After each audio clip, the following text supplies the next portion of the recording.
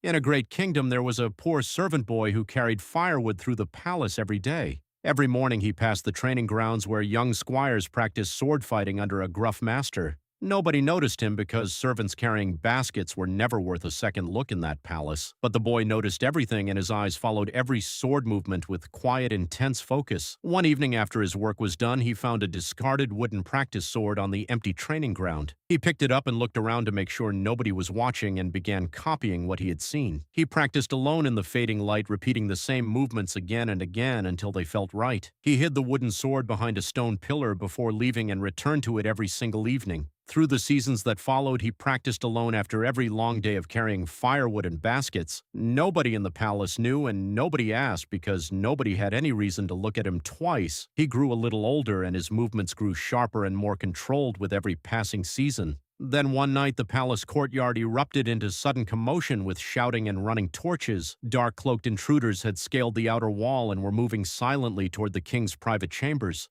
The poor boy woke in his small quarters at the sound of distant shouting and sat up instantly alert. He slipped out into the dark courtyard while every guard rushed in the wrong direction toward the walls. He moved quietly toward the training yard and grabbed the wooden practice sword hidden behind the pillar. He gripped it with hands that had practiced this exact motion hundreds of times in the dark alone. He moved through the shadows along the courtyard wall, watching the intruders move toward the side door. His eyes calculated their positions and the path to the king's chambers faster than he had expected to. The first intruder reached the side door near the king's chambers and began forcing it open quietly. The poor boy moved fast and low through the shadows, cutting across the courtyard toward the door. He reached the door just as the first intruder stepped through it into the corridor beyond. He struck the intruder hard from behind with the wooden sword, and the man stumbled forward with a cry. The intruder turned quickly, raising his real steel blade against the boy's simple wooden sword. What followed was fast and precise as the boy moved with a speed nobody in that corridor expected. He ducked under a swing and struck the intruder's wrist hard, and the steel blade clattered to the floor. A second intruder appeared behind him with a blade already raised and already swinging downward.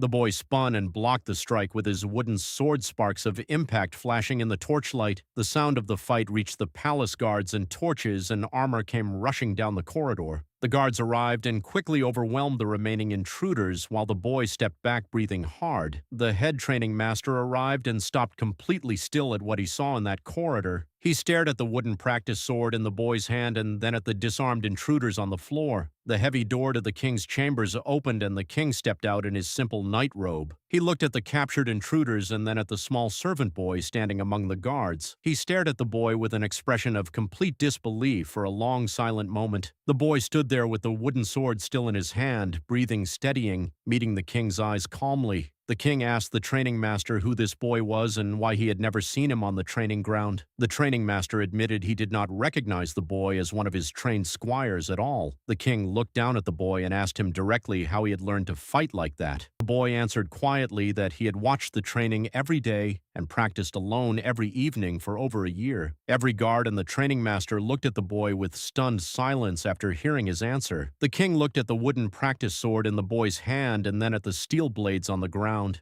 A boy with a piece of wood had stopped armed intruders from reaching the king's chambers that night. The king's sharp, tired eyes softened as he looked at the small servant boy standing before him. He knelt down to the boy's level so that for the first time someone in that palace looked him in the eye. He asked the boy his name, and the boy answered simply and respectfully without any pride in his voice. The next morning, the captured intruders were led away in chains while the palace returned to its routine. At the training grounds, all the squires lined up and the head training master stood before them with a serious face. The poor boy stood at the edge of the line, now wearing simple, clean training clothes instead of torn gray. The squires who had walked past him every day without a glance turned and looked at him with confusion. The training master told them what had happened the night before, and the confusion turned slowly into respect. Then the king arrived at the training grounds in his full royal robe, and every squire and trainer bowed at once. The king walked directly to the poor boy and presented him with a real steel sword in a polished sheath. The boy's hands closed around the sword, and his expression showed something he had never let himself feel before. The king placed his hand on the boy's shoulder and spoke to the entire training ground with a clear voice. He declared the boy the newest member of the royal guard, effective from that very morning. Every squire and trainer on that ground bowed toward the boy who they had never once noticed before. The boy who had carried firewood through the palace for years now stood holding a sword given by the king himself. Nobody had trained him and nobody had chosen him, and nobody had even known his name until one night changed everything. And from that morning forward, the palace learned that the ones who are never noticed are sometimes the ones quietly becoming everything.